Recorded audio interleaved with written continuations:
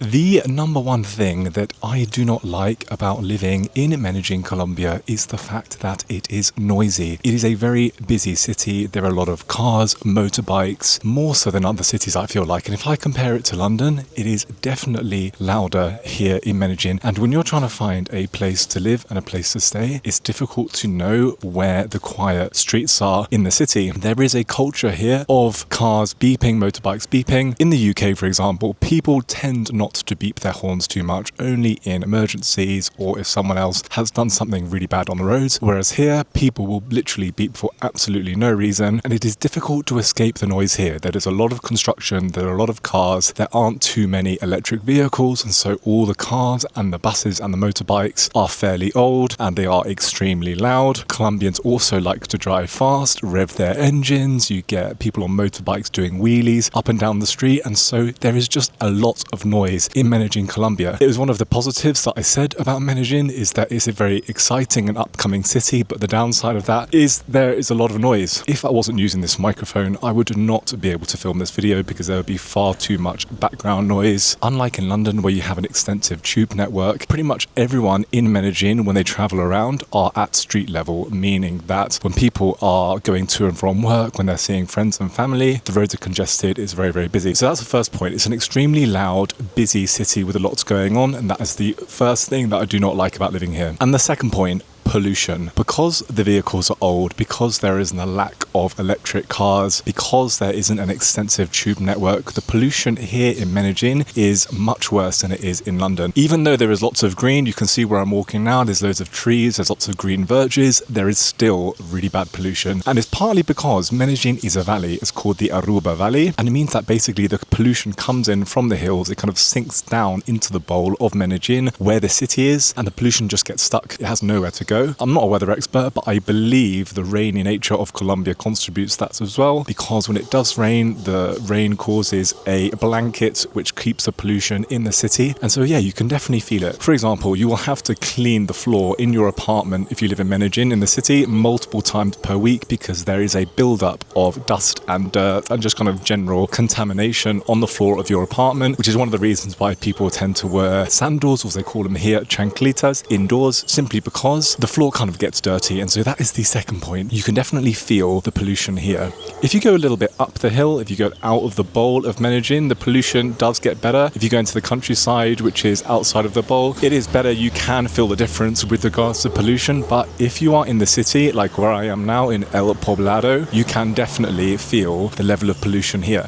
Now, I hope in the future this will improve as the city develops. You get some more electric vehicles, the buses are upgraded.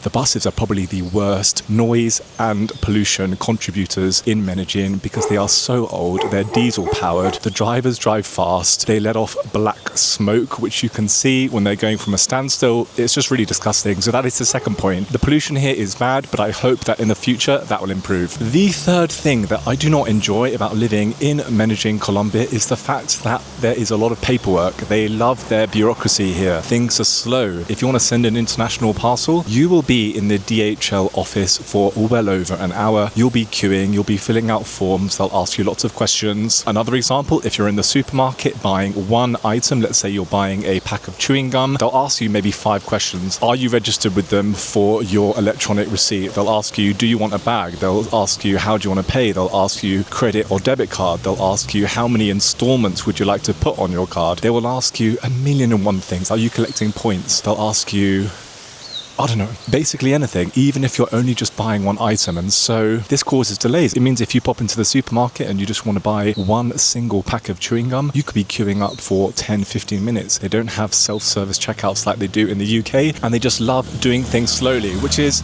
slightly ironic because Colombians love driving fast, they love their motorbikes, they love speeding on the highway, so they're in a rush to get somewhere when they're on the street, but when they arrive at their location, they take forever to do things. Now, based on my understanding, the paperwork and the level of bureaucracy here is partly because they have a big problem with identity theft here in Medellín due to the history of narco trafficking, of drugs. People tend to try and steal other people's identities to do bad things. So if you're doing anything formal, like you're trying to set up a phone contract, like you're trying to get internet, like you're trying to do any of these kind of normal things, like you would have to do if you lived in a certain country, you'll be asked for an insane amount of paperwork. And when it comes to buying a property, you can just imagine the level of paperwork that is. So that is the fourth thing that I do not like about living in Colombia, is how slow things are and how much paperwork there is to do. They're very old-fashioned. It's probably like the UK was back in the 90s, before the internet, before digital anything, before everything was online. They love their paperwork here. And there's a saying in Colombia, if you have an official appointment, and let's say at the immigration office or at the notaria, just bring a piece of paper with you and they'll see that and it'll look like you're organized, and so they'll just kind of speed your process along. I have heard that is actually true. So whenever you're here in Colombia, just bring a random piece of paper with you, and then they'll see that you're kind of legit, and they'll kind of accept your application or whatever you're trying to do. Try not to get killed as I cross the road here.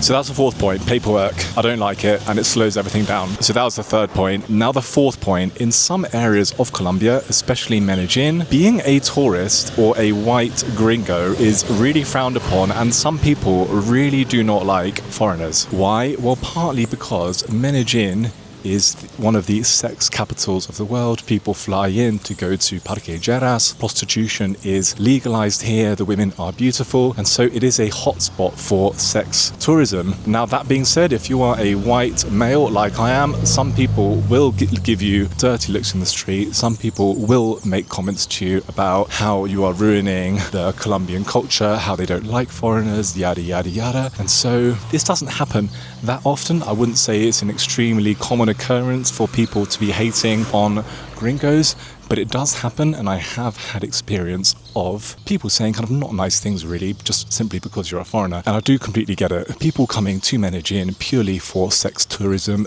do give foreigners a bad reputation, because they're basically only coming here for one reason. They have no desire to integrate into the culture. They don't want to learn Spanish. They don't want to learn about Colombian history. They're only here for sex, drugs, and parties. And so I get why some Colombian locals do not like tourists. And that is the fourth point. You don't get a completely free pass as a gringo living here in Medellín, Colombia, because the few spoil it for the masses. And the fifth and final point of why I do not like living in Medellín, Colombia, is the fact I'm not from here. All my family and friends are in the UK, and so when I was sat at Heathrow Airport waiting to board my flight home after saying goodbye to my parents here, I felt sad, because all of my school friends, all of my ex-work colleagues, my university friends, my family live in the UK, and so understandably I miss them when I live here. And that is part of the price of relocating, starting fresh, choosing to live in another country, another continent, is the fact that you are starting from ground zero. You have no friends, you have no family, you have to make new connections with people. People don't understand your history, they don't understand, where you've come from. You don't have any kind of baggage, good and bad, with anyone. Obviously, this can be seen as a positive thing, but for me, this is definitely a downside. If I want to visit my friends and family, I have to